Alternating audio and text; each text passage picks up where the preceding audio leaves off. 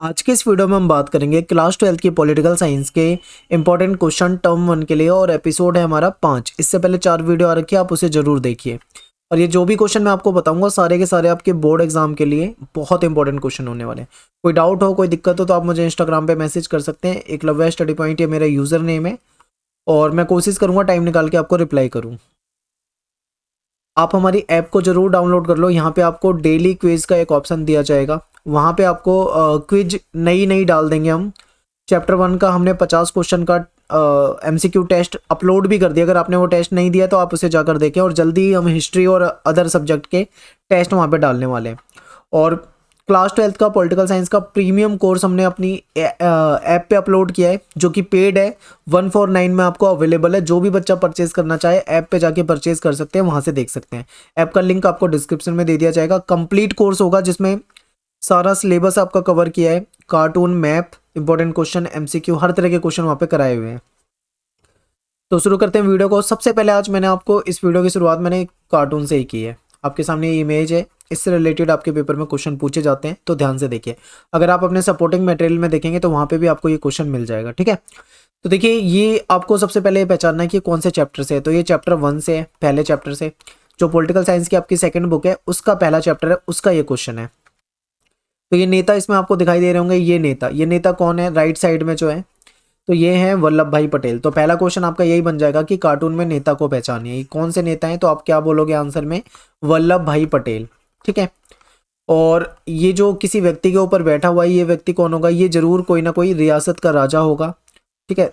और ये जो जो नीचे दब रहा है, ये कहीं ना कहीं जनता की ओर इशारा कर रहा है।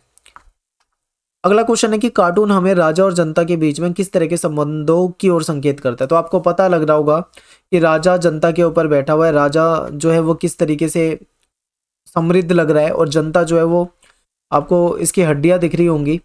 इसे 6 पैक्स मत समझ लेना, ये गरीबी और कमजोरी वाली हड्डियां हैं, ठीक है। तो आपको इसे देखकर ये समझ में आ रहा होगा कि कहीं ना कहीं जो जनता है वो त्रस्त है और जो राजा है वो पूरी तरीके से मौज में आपको दिख रहा है, ठीक है। तो आप ये बता सकते हो कि इसमें ये पता लग रहा है कि किस प्रकार से राजा के द्वारा जनता का एक तरह से शोषण किया जाता है, ठीक है। जनता किस तरीके से अपने आप को दमित महसूस करती है, ये चीजें यहाँ पे पता लग रही है। तो ये हो गया हमारा कार्टून। अब चलते हैं हम MCQ क्वेश्चन पे। ध्यान से देखो इन क्वेश्चनों को, ये न्यू टॉपिक से लिया हुआ है, ठीक है। अरब क्रांति ने डैश और डैश से तानाशाही शासन को उखाड़ फेंकने में मदद करी।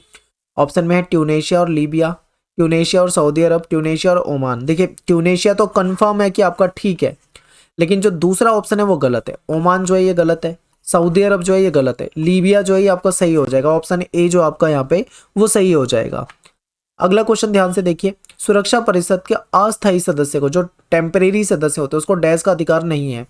तो किस चीज का अधिकार नहीं है? तो आप सीधा सीधा बता दोगे ऑप्शन सी, इनको वीटो का अधिकार नहीं होता है। जो परमानेंट मेंबर होते हैं उनको वीटो का अधिकार होता है, ठीक है। बाकी सारे अधिकार होते हैं इनको। नेक्स्ट क्वेश्चन देखिए, निम्नलिखित में से कौन सा कथन रजवाड़ों के संबंध में सत्य है? अब देखो, कौन सा कथन सत्य है यानी जो सही है। ध्यान से देखो, बंगाल सबसे बड़ी रियासत थी, तो ये तो असत्य है। हैदराबाद के शासक को निजाम कहा जाता था, ये सत्य है। ध्यान से आप देखो एक बार, ठीक है। हैदराबाद के शासक को निजाम कहा जाता था, ठीक है। ये निजाम दुनिया के दौलतमंद लोगों में शुमार होता था, यस बिल्कुल ठीक है। तेलंगाना के किसान निजाम के खिलाफ विद्रोह कर रहे थे, ये भी ठीक है। अब देखिए, यहाँ पे आपके सामने 3 ऑप्शन जो है वो ठीक है, एक ऑप्शन जो है वो गलत है, पर आपसे ये पूछा हुआ है सत्य। तब ऐसे कैसे करोगे? तो यहाँ तो ऑप्शन ही नहीं है। तो देखो, पेपर में क्वेश्चन आएगा तो उस तरीके से ऑप्शन देंगे। ऑप्शन ए दे देंगे 1 2 3, ठीक है। दूसरा ऑप्शन दे देंगे आपके सामने बी 1 4 2, इस तरीके से करके दे देंगे। तो यहाँ पे हमारा आंसर क्या सही है? सेकंड आपका सही है, थर्ड सही है और फोर्थ सही है। तो यहाँ पे जो आप सामने जो पेपर में अगर ऐसा क्वेश्चन आता है जिसमें आपको ये सेकंड, थर्ड, फोर्थ ऑप्शन दिखेगा, आप उसी को क्या करोगे? टिक कर दोगे इस तरीके से, ठीक है। यहाँ पे मैंने ऑप्शन टाइप नहीं करे, मैं आपको जस्ट एग्जाम्पल से समझा रहा हूँ, तो ये आपको समझ में आ जाएगा। अगला क्वेश्चन आपके सामने है, ध्यान से देखो। ILO का विस्तृत यानी फुल फॉर्म क्या होता है? विस्तृत नाम आपसे पूछा है। ऑप्शन में है इंटरनेशनल लॉ ऑर्गेनाइजेशन, तो देखिए लॉ तो नहीं होता है, इंटरनेशनल लेबर ऑर्गेनाइजेशन ये होता है। और लास्ट क्या है? इनिशिएटिव ऑफ लेबर ऑर्गेनाइजेशन, ये भी गलत है। यानी कि आपका बी ऑप्शन जो है ये ठीक है। और ये न्यू टॉपिक है जो कि आपके सिलेबस में जुड़ा हुआ है, आपको NCERT के अंदर नहीं मिलेगा ये, ठीक है। NCERT में आपको नहीं मिलेगा, न्यू टॉपिक है, तो इसको ध्यान से पढ़ो और समझो। अगला क्वेश्चन आपके सामने है कि निम्नलिखित में से संयुक्त राष्ट्र संघ के बारे में कौन सा कथन सही नहीं है। अब ध्यान से देखो कौन सा कथन सही नहीं है।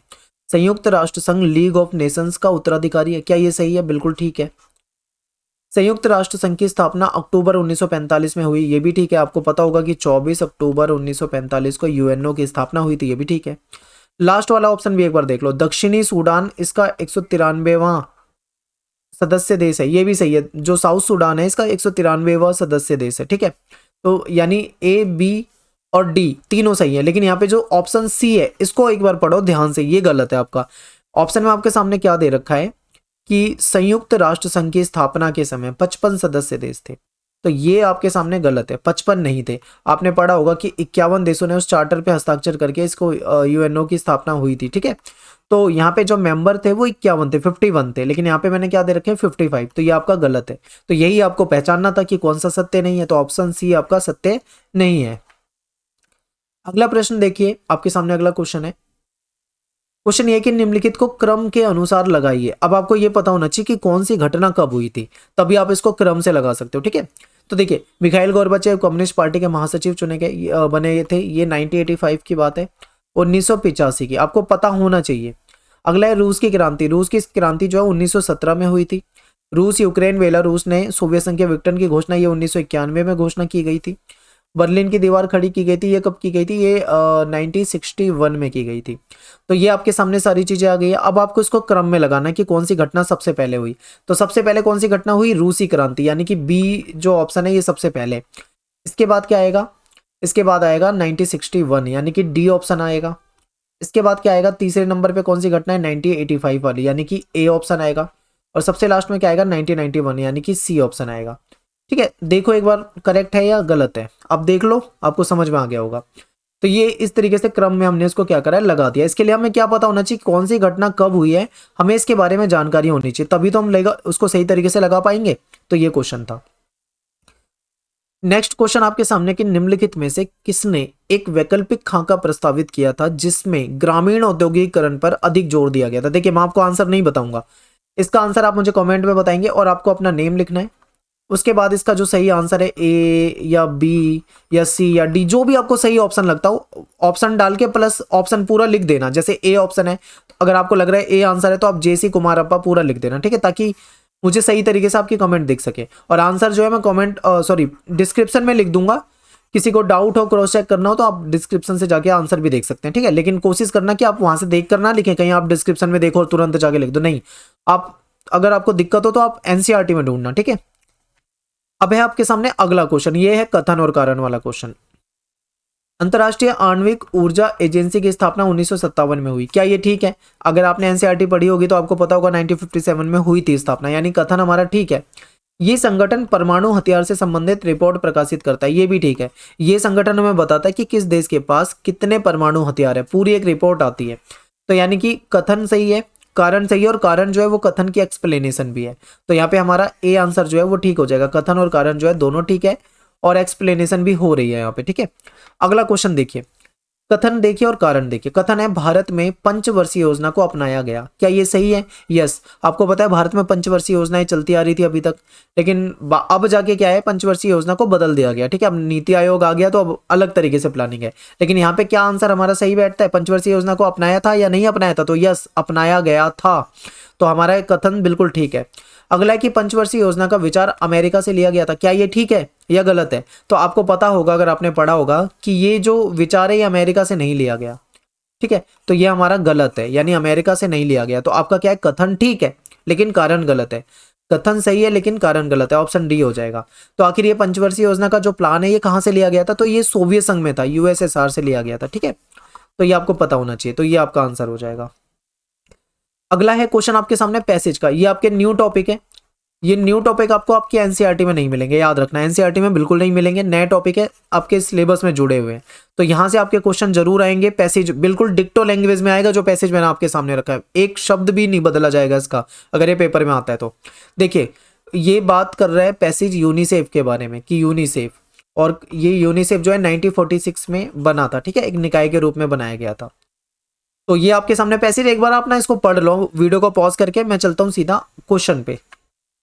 यूनिसेफ की स्थापना कब हुई थी? 1941, 1947, 1948 और इनमें से कोई नहीं। तो आंसर क्या हो जाएगा? इनमें से कोई नहीं, क्योंकि आंसर देखो यहाँ पे यूनिसेफ की स्थापना संयुक्त राष्ट्र संघ महासभा द्वारा 1946 में एक निकाय के रूप में की गई थी, यानी कि आंसर क्या है? 1946। बट आपको सॉरी, ऑप्शन में आपको यहाँ पे कहीं 1946 दिख रहा है? नहीं दिख रहा, तो आपका आंसर क्या हो जाएगा? इनमें से कोई नहीं।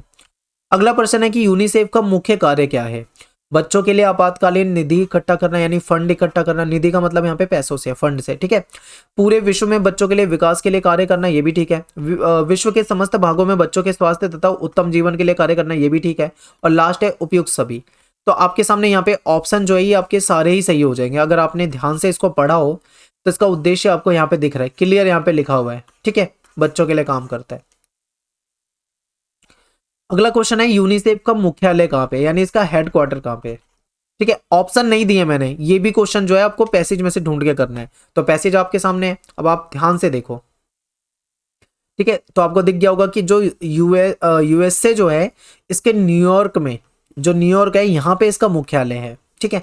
तो अब हम क्या करेंगे यहाँ पे आंसर में क्या कर सकते हैं? न्यूयॉर्क। तो ये आपको समझ में आ गया होगा। तो इस तरीके से हमने कई तरह के क्वेश्चन की प्रैक्टिस की है और क्वेश्चन जो थे आपके सामने क्लियर थे, आपको समझ में आए होंगे। कोई दिक्कत हो तो आप कमेंट कर सकते हैं, कोशिश करूंगा आपको रिप्लाई करूं। और मिलते हैं आपसे नेक्स्ट वीडियो में। और ये जो मैं आपको एपिसोड के जरिए क्वेश्चन करा रहा हूं, ये मोस्ट इंपॉर्टेंट क्वेश्चन है। आपके बोर्ड एग्जाम में आपको ये क्वेश्चन देखने को मिलेंगे। अगर आप ध्यान से वीडियो को देख रहे हैं तो आपके मार्क्स अच्छे आएंगे, ठीक है। तो मिलते हैं नेक्स्ट वीडियो में। थैंक्स फॉर वॉचिंग सभी को। जय हिंद, जय भारत।